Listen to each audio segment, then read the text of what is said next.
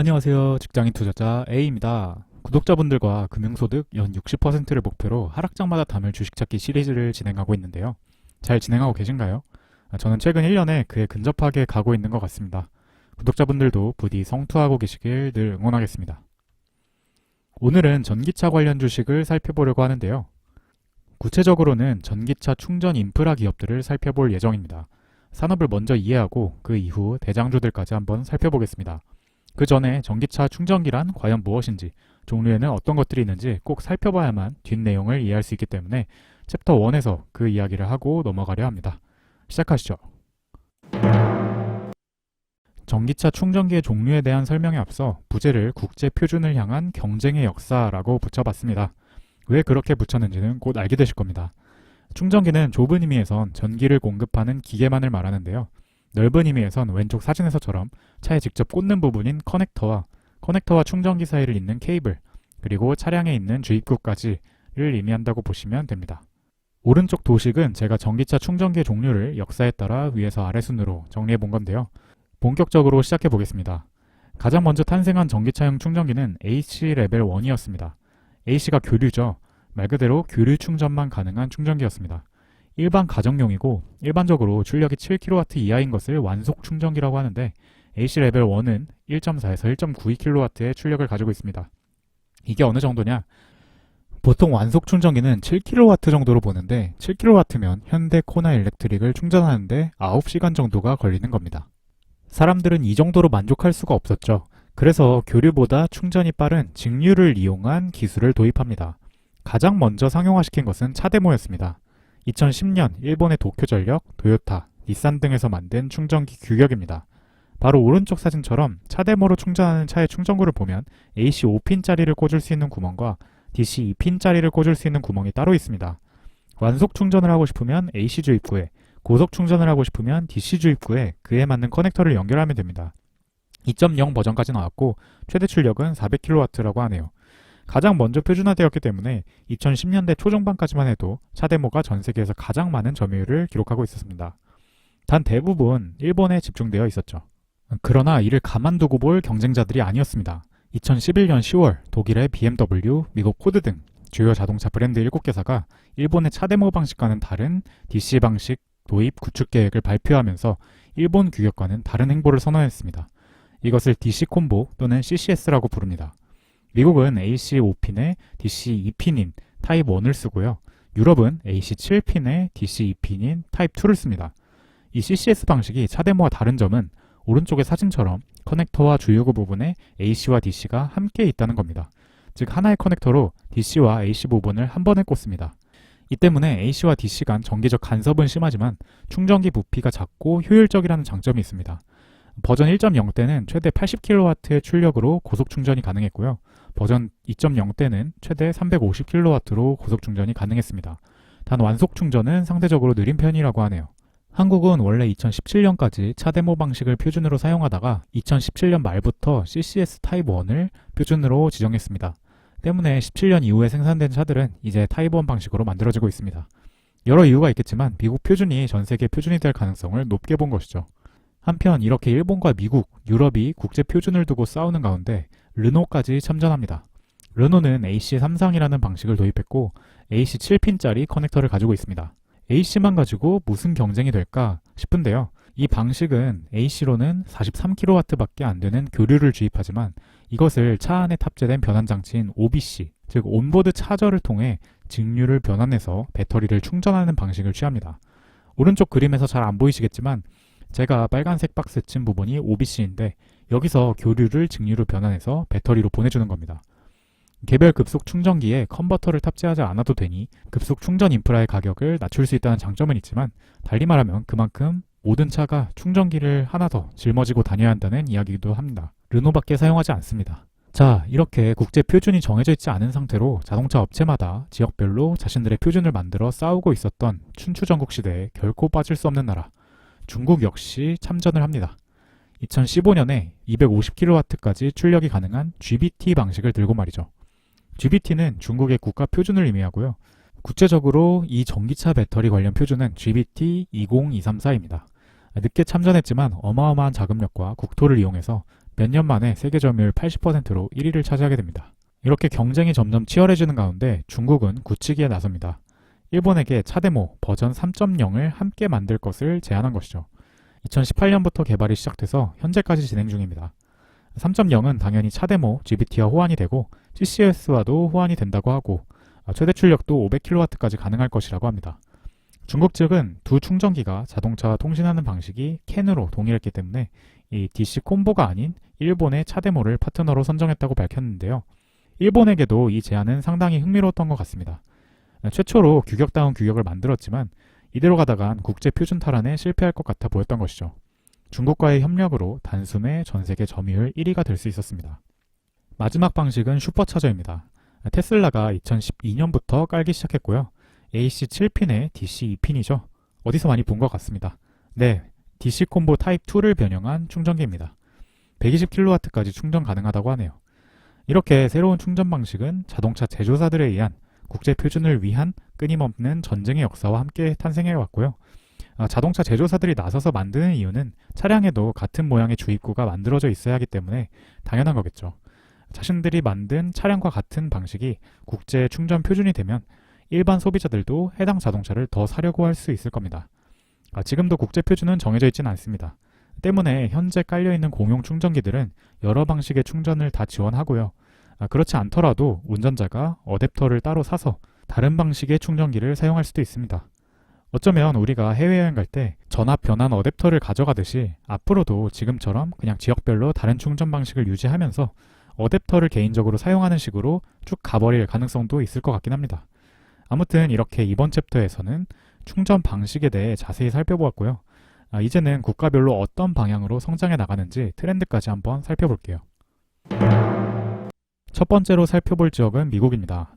테슬라의 모국인 미국에는 약 2만 1000여 개의 공공충전소가 있으며 6만 5천여 개의 충전기가 보급되어 있습니다. 지도를 보시면 아시겠지만 주로 동서부에 밀집되어 있다고 합니다.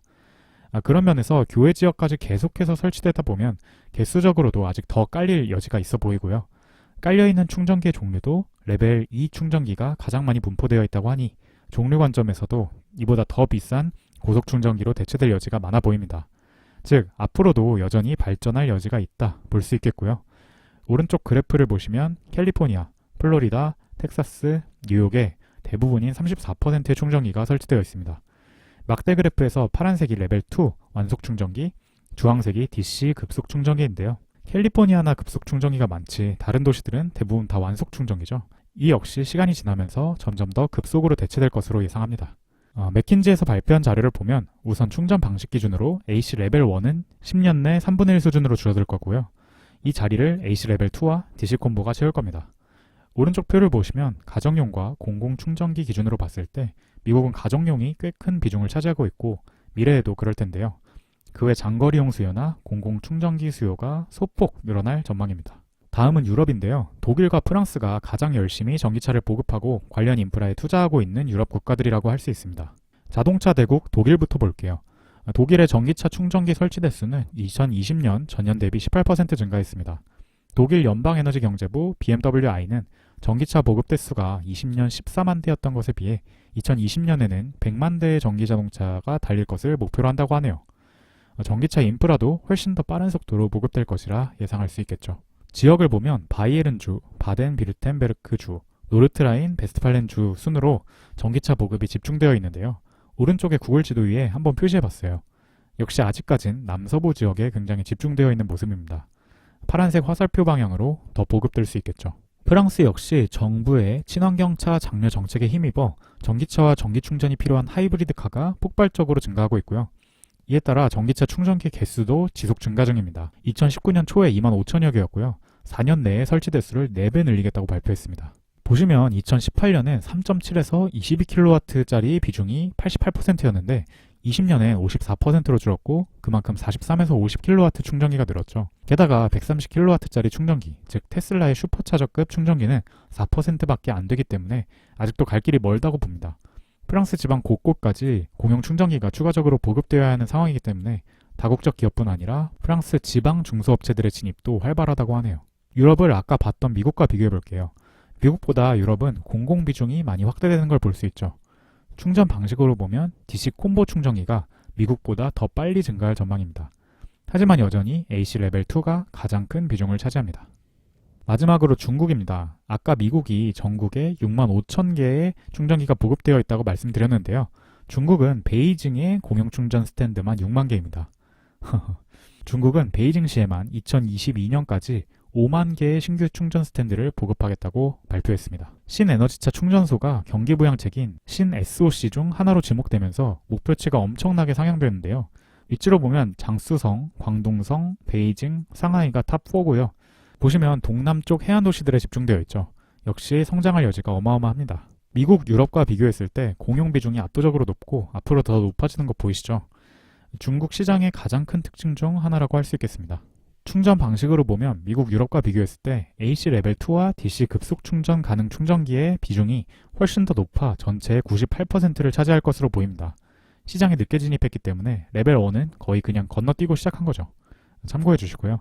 요약하면 미국과 중국, 유럽의 성장 규모는 그래프와 같을 것이고요. 성장률은 미국 6배, 중국 14배, 유럽 15배일 것으로 맥킨지는 예상했습니다. 투자 금액이 가장 큰 지역은 190억 달러로 중국이 차지했네요. 아까 말씀드린 것처럼 미국은 가정용 위주, 유럽과 중국은 공용 위주로 성장할 전망이고 따라서 DC 고속 충전기 비율은 미국, 유럽, 중국 순으로 높아질 것으로 예상됩니다.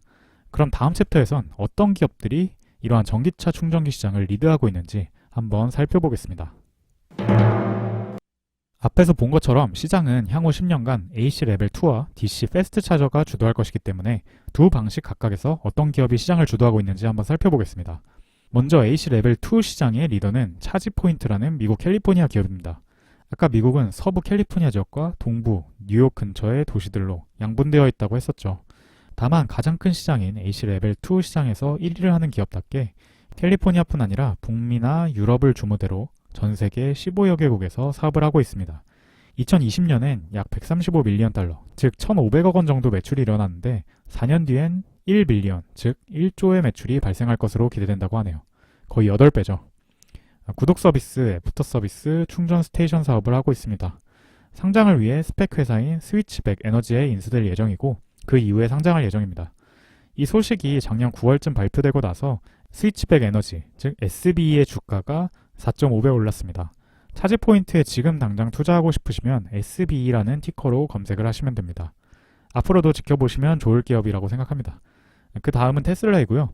그 외에 블링크 네트워크라는 기업이 있는데 미국 플로리다 기업이고 지난 1년간 주가가 1.4달러에서 52달러로 약 37배나 올랐습니다.